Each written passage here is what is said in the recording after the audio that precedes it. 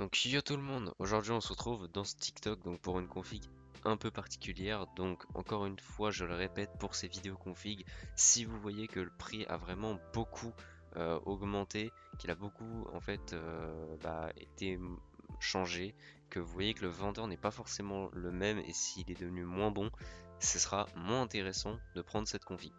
Donc ici on est sur une config vraiment très haut de gamme pour le coup. On va se situer donc à 2900 €. Le but c'est d'avoir pas mal de silence, beaucoup de qualité, et donc tout ça donc pour pouvoir streamer, jouer, faire du montage. En fait vous pouvez tout faire. Et donc on est sur un budget de 2900 €. Donc on commence avec le boîtier, donc le Fractal Design North, une qualité de fabrication qui est juste vraiment trop bien. Genre le boîtier est super bien fini. Vous pourrez mettre la config sans problème dedans. Le montage est vraiment bien au niveau de la facilité de montage et il possède un bon airflow. Donc pour 140 € sur Amazon. Après, concernant la pâte thermique, alors oui, il y en a déjà de fourni avec le Ventirad, mais je préfère vous donner celle-là parce qu'on est sur une config à 2900 €. 20 € de plus, c'est pas grave. Et donc là, on est donc sur de la pâte thermique donc du Renault, ce qui va vraiment durer encore plus longtemps que celle qui est fournie. Et comme on va être sur un processeur que vous n'allez pas forcément changer à demain la veille, eh ben, autant mettre une pâte thermique qui va durer vraiment très longtemps dans le temps.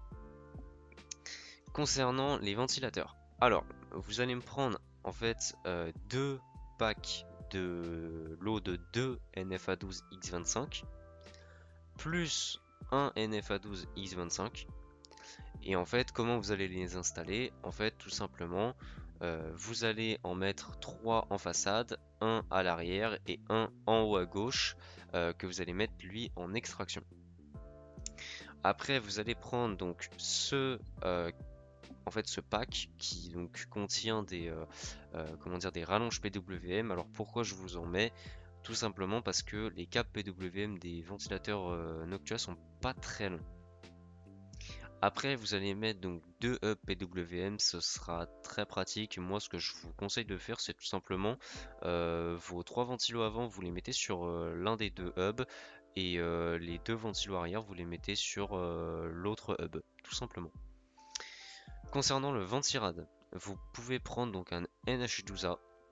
Encore une fois pour un maximum de qualité, de silence, et il supportera le processeur qu'on va mettre. Oui, c'est cher hein, pour un Ventirad, mais voilà, hein, il passe pour en fait tous les kits de RAM et tout, et ça c'est intéressant. Mais vraiment aussi pour une qualité de fabrication qui est très bonne, un silence aussi qui est très bon. Donc voilà pour le Ventirad.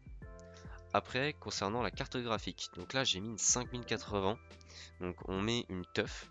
Donc en l'occurrence un modèle qui est très bon, qui va être très silencieux, qui est très bien fini au niveau de la qualité de fabrication.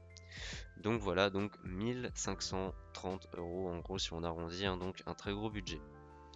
Concernant la RAM, on va être sur de la Kingston Fury Beast en 32 Go, donc en 2x16. Vous avez de la 6000 Cas30 et donc c'est sur LDLC.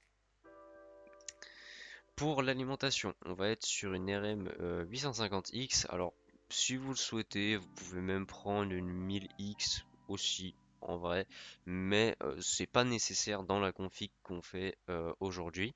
Donc, cette alimentation, en fait, elle date de 2025. C'est avec les normes donc d'ATX 3.0, PCIe 5.1. Donc, vous avez vraiment les tout derniers câbles et elle a des câbles tressés. C'est d'ailleurs l'alimentation que je possède à l'heure actuelle et franchement j'en suis ravi. Enfin j'en suis très content. Concernant le SSD, alors je vous mets le SKYNX, donc le P41, qui est un super bon SSD. Et donc moi je vous conseille de le mettre tout simplement en 2 Tera. Pour la carte mère, moi je vous conseillerais donc la B650 Aorus Elite AX V2.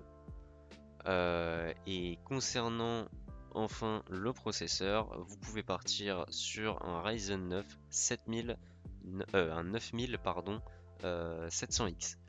Voilà. Et bon, si vous voulez dépenser encore plus, vous pouvez mettre un 7800X 3D.